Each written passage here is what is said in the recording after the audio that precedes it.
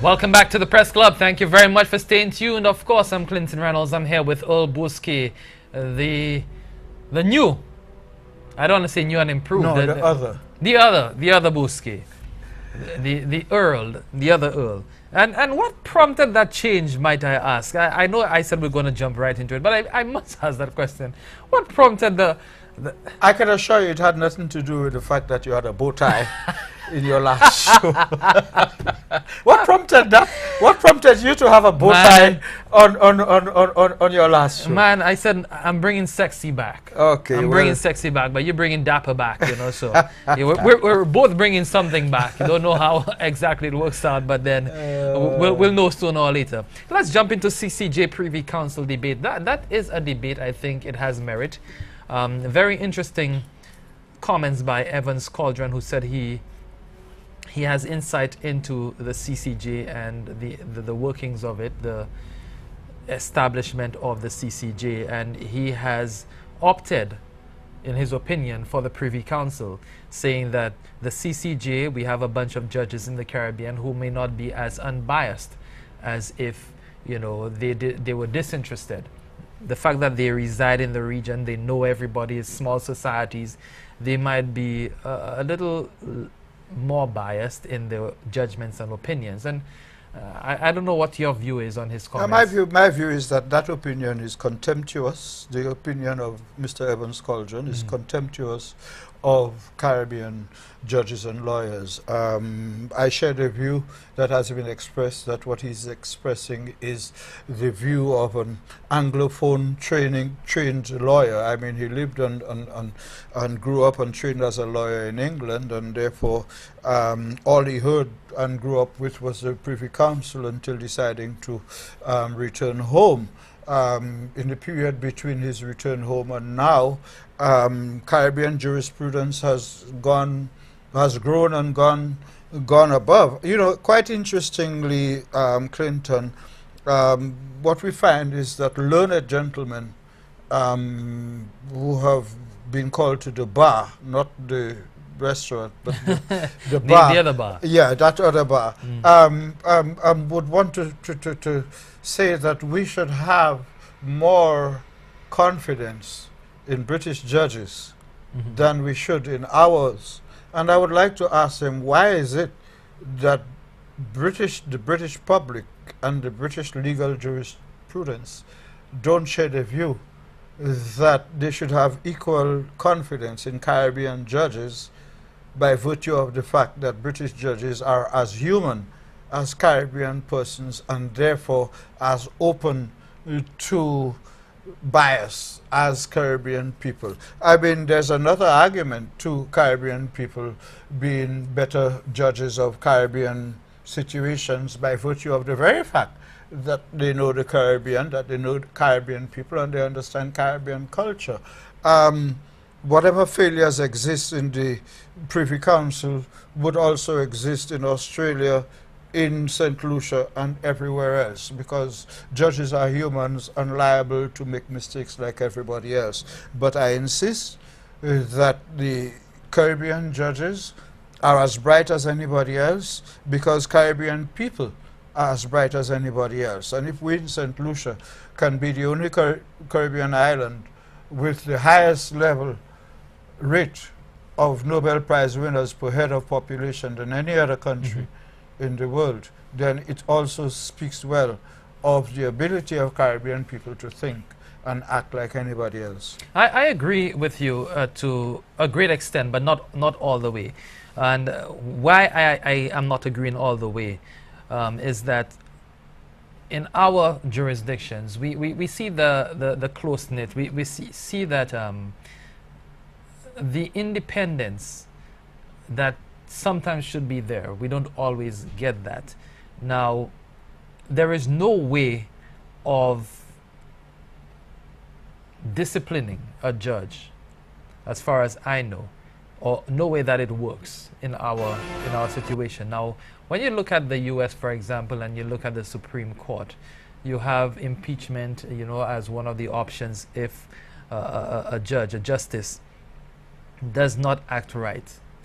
You know, I do not know that there is any legal framework in which you can hold judges to account for their behavior within the CCJ makeup.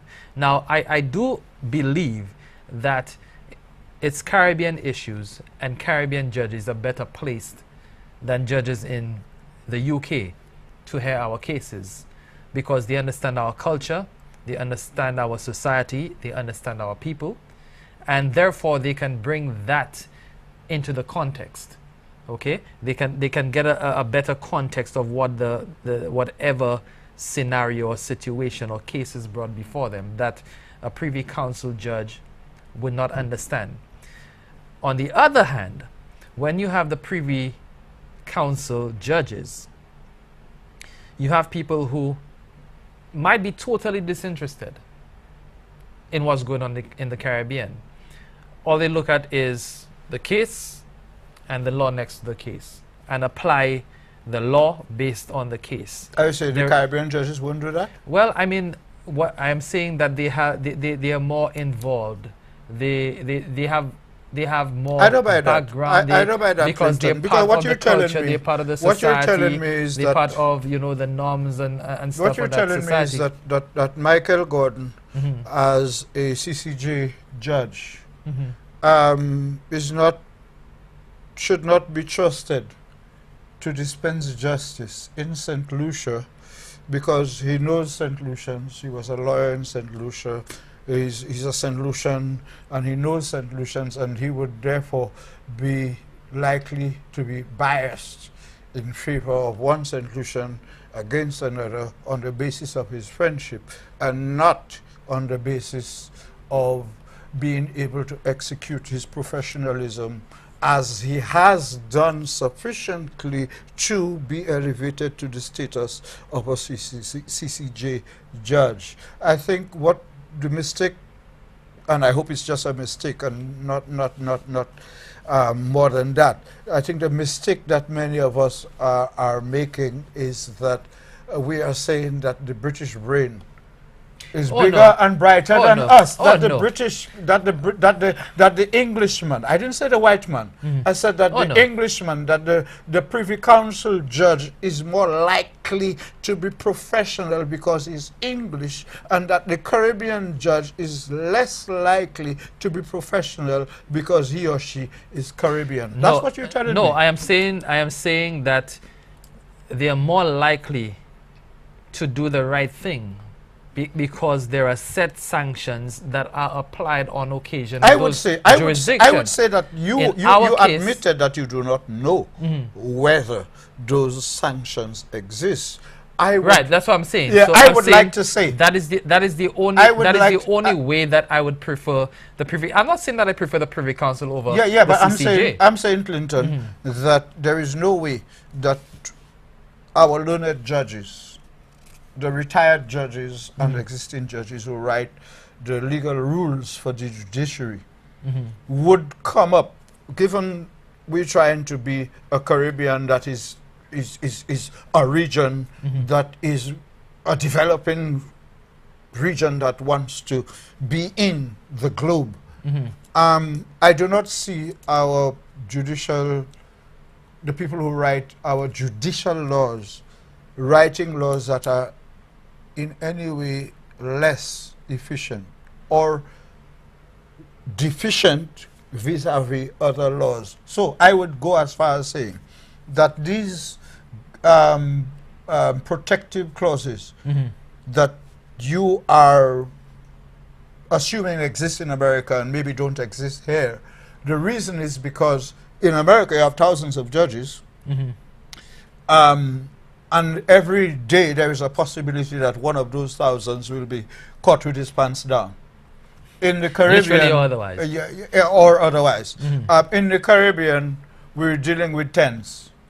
And the point I'm making is that given how our system has operated, I think that in the Caribbean, if a judge is found with his pants down or doing something wrong, the state, as government, judiciary, and everything else, would more quickly ask that judge to resign and retire than go through the process that you would like to see, that he or she is punished for having broken the law. Now that's where I disagree, because I'm not saying that I agree with that. I'm saying that is what is most likely to happen. That is what is most likely to happen. Now, I base what I'm saying on the fact that if you look at our local bar, if you look at our crop of lawyers, for example, there is hardly any sanction which is taken against a lawyer,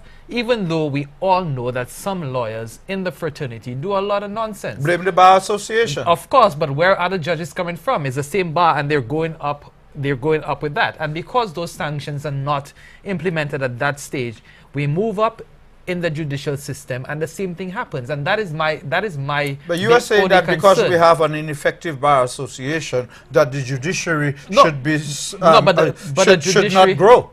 I am not saying that. I am not. And because our bar association has multiplied. I mean, we have enough lawyers here to get lawyers two for 5 cents. Get me right, New Earl. I'm not saying that I prefer the Privy Council to the CCJ. I'm not saying that at all. No, I didn't say that. Okay. I didn't say that. I was just giving two schools of thought. You were explaining why you do. No, I was giving two schools of thought. You know, on one hand, we see that since the CCJ judges are coming from the society that they are called to judge, they understand better the issues. So their judgment will be all-encompassing, whereas the Privy Council just looks at the matter and the law. There is but that's what judges are supposed to do. Right. No, but you have to look at the context. What's before you under law. No, but you have to look at the context as well. You know, and our local judges in the Caribbean, when I say local, our Caribbean judges would be able to look at the Caribbean context in dispensing justice.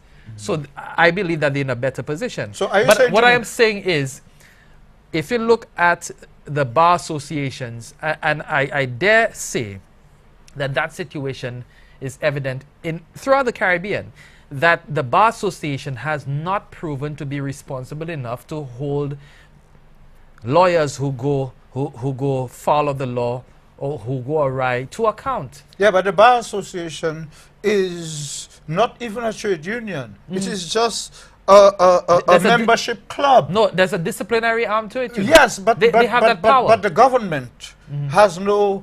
That is not written in law.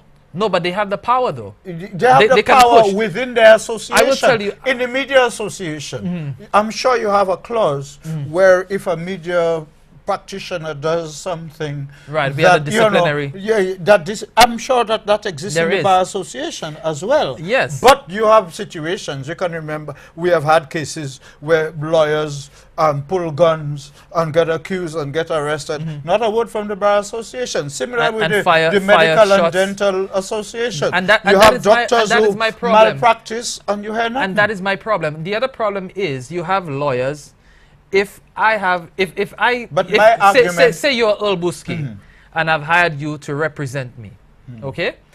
And you have not represented me well, or you're not representing me well, and I want to file a suit against you. There is no lawyer who will stand up with me against you in our local system. But you can stand on your own. No, but I am not skilled. Appeal to the court to give you a lawyer, like how they give... and you expect that lawyer to represent me better than the person that hired in the first place? In most cases, people who commit murder and cannot afford a lawyer are given lawyers by the state, who are paid by the state, and get them off and that's hardly the case. Usually you get some lousy lawyer, but that's a different issue. But a lousy lawyer gets that one point, you know, that saves the client. Well, hardly. And his or her fee will not be hardly a fee. Hardly. But let's agree to disagree on the CCJ and move on. No, I prefer the CCJ though. Okay. I prefer the CCJ. You do? I'm glad. Of course. Okay, well, we agree. Yeah, because I'm just presented the different arguments and how you You sound like you would rather we have both CCJ and Privy Council. You want to give us a choice? No, I think that we should develop our system and strengthen our judiciary to the point where the CCJ don't want us. The Privy Council don't want us anymore. They have not wanted us for a long time. Yeah, but I don't see why we have been running and knocking on their door. Which is why I don't even think you should be trying to make a case for us to stay with them. I am not making a case to stay with them. I'm making a case for us not to get rid of them. I am making a case for us to strengthen our judicial system so that the CCJ could work effectively. Okay. That's a good summary, I right? agree with you on Good. that one. Okay, let's move Let's on. move on. Let's move on. Let's talk about GIS and this imminent merger of NTN and RSL and the dismantling of the Government Information Service. A lot of information has been there has been a lot of speculation, a lot of innuendo, a lot of hearsay as far as that situation is concerned, but nothing concrete.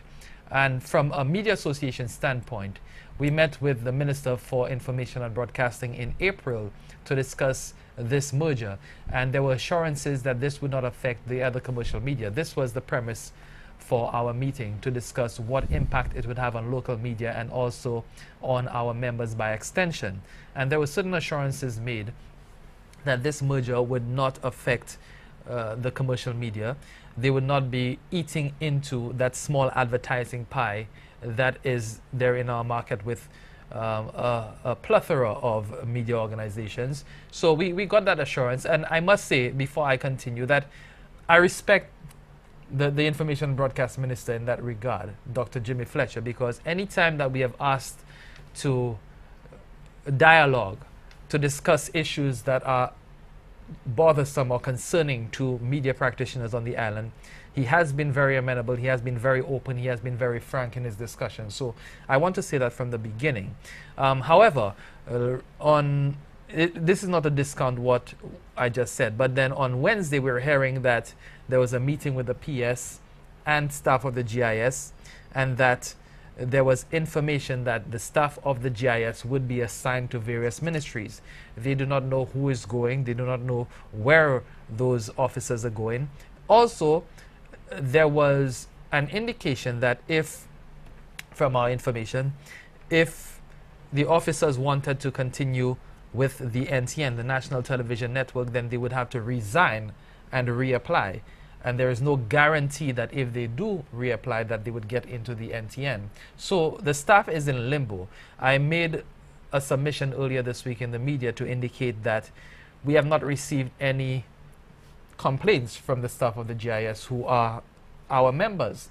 And the first order of business, if the media association is to address an issue like that, is for us to get something formally from at least one person to say, okay, this is what's happening, these are our concerns, and from that standpoint, we can open the dialogue with the authorities and make something happen, or try to make something happen. But this has not happened, and I think that this should be the first step. I also think that the staff should not be in limbo. The staff should be certain as to what their future is. And media practitioners, if you are being transferred to a different ministry, you know, in what capacity are you being transferred? Do you continue along the communication lines? Do you continue as media representatives in these organizations? What are the terms of reference? What are the parameters? So I think those things should be clear. The minister said that he was hoping for July 1st rollout of that new plan, that new company, the NBN, and you know, this new body that would oversee the operations of the government information. But there needs to be some clarity. Also, GIS outside of RSL is the biggest repository of government information. We have all our archives, we have all our history of government in there. And there is a possibility, given the history of how things work, that if GIS is dismantled, then all of these things, all that history will be lost. I make reference to RSL, and I know the inner workings of RSL because I worked at RSL. I began at RSL in media, actually. And I know that we had a storehouse outside full of reel-to-reel tapes. Hours and hours and hours of history. And they were in that place, mold infested, the tape is being ruined and stuff, and all the history is lost. You know? So I would hate to see something similar happen with the material that we have at the GIS and at NTN, just because there is no clear way forward for the new entity. I've listened quite interestingly, and nothing you've said has confirmed anything, because like you've said, nobody at GIS is sure about anything. It's interesting that GIS as a media house has a meeting, an internal meeting with a ministerial head of department who shares information with a government department, and then it becomes a news item which lacks any of the elements that cause that make a news item: who, where, why, when, what. And I am very interested in the developments at GIS and how the news about the future of GIS and NTN comes about, because unfortunately I have been a victim of misinformation insofar as the future of GIS is concerned. I attended a press conference at GIS in my capacity as the editor of Nationwide and in my capacity as the editor of the Business Focus magazine, and attended a press conference at GIS. And on that very same evening, on this very station, there was a news item which said and stated as a fact that I was about to become the next head of GIS. Now, the writer of that story had an opportunity to ask me. I wasn't asked. And I've never been offered a job at GIS, to the extent that I had to explain to people that perhaps if I wanted to be at GIS, I might have been. And perhaps the reason why I'm not at GIS is perhaps because I don't want to be. Perhaps the reason why I'm not the press secretary is perhaps because I did not want to be.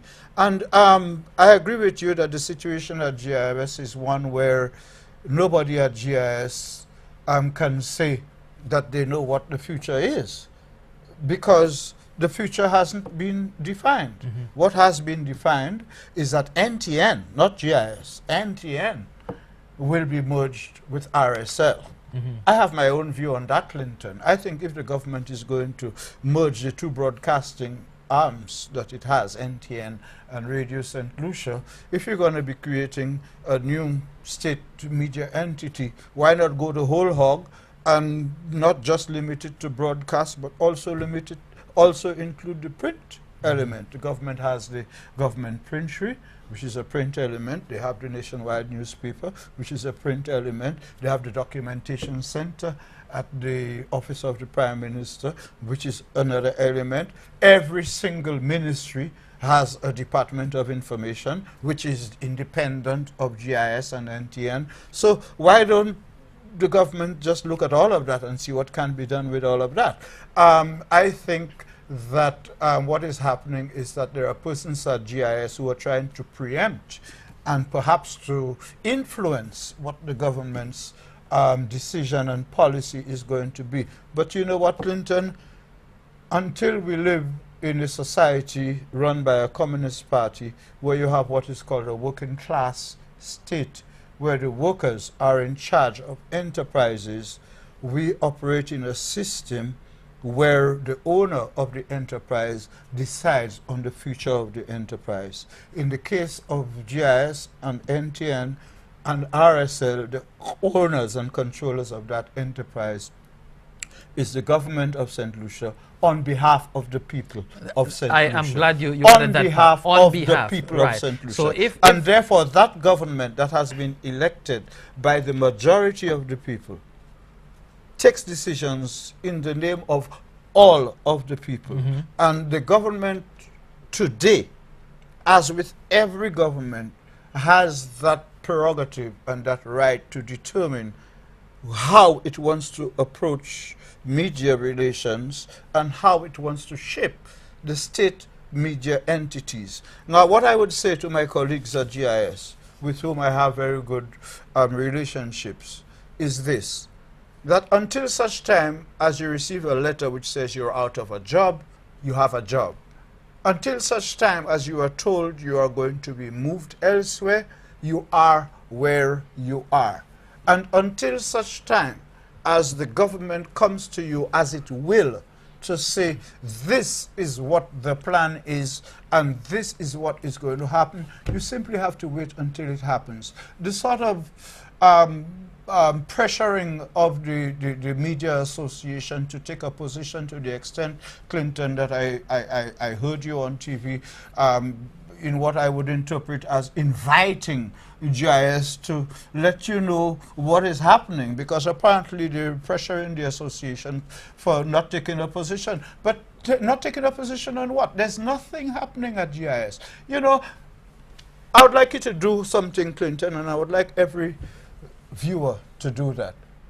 Go onto the GIS website, plug into it, look and see what you see, read what you see, and ask yourself some questions. I think that the number of, given the staff at GIS, it can be more productive. The website can be updated every day. There is no reason why GIS cannot produce a new story on the website every day. There is no reason why the names of ministers, villages, towns, and persons in government should be spelled wrong on the government's website. There is a lot to be done at GIS. There is a lot to be done at GIS to make it into what it should be as the government's information service. And one is not knocking GIS. What GIS lacks, in my view, is organizational leadership. And I think that those who are sowing the seeds of discomfort and uncertainty among the minds of GIS staff and probably preventing them from concentrating on their work as they should, I would like them to desist from spreading misinformation. GIS is neither in limbo, in purgatory, or in penitence. GIS members are all full-time employees with the government of St. Lucia until such time as you are told you are not, you have a job. Well, I mean, it's more than, for me, it's more than having the job. I mean, if I'm in a job, it doesn't matter if I'm in a job. I want to know what my position is in the job. Yeah, but until you're told you don't have a job, you have a job. Yeah, well, I have a job, but then what can I do? So what can I not do? You know, how do I plan? Has anybody told anybody at GIS, to your knowledge, that they don't have a job? Well, that they don't plan? If I'm working at GIS, from the information that I got, nobody has a permanent Wednesday job in any. Nobody in the public service has a permanent job. The government has the prerogative to transfer. Or the director of public prosecutions cannot be touched. Judges cannot be touched. There are there are few positions but that nobody at GIS has a job given by the public service in a contract that says you're going to work at GIS for the rest of your life. You work with the government of St. Lucia, and the government of St. Lucia has a right to redeploy you in keeping with your ability and its expectations. That is how it is everywhere else, and it's not going to be different in St. Lucia. Well, on that note, let's take a break, our first break on Press Club, second break rather. When we come back, we have a lot more to discuss, so please don't go away.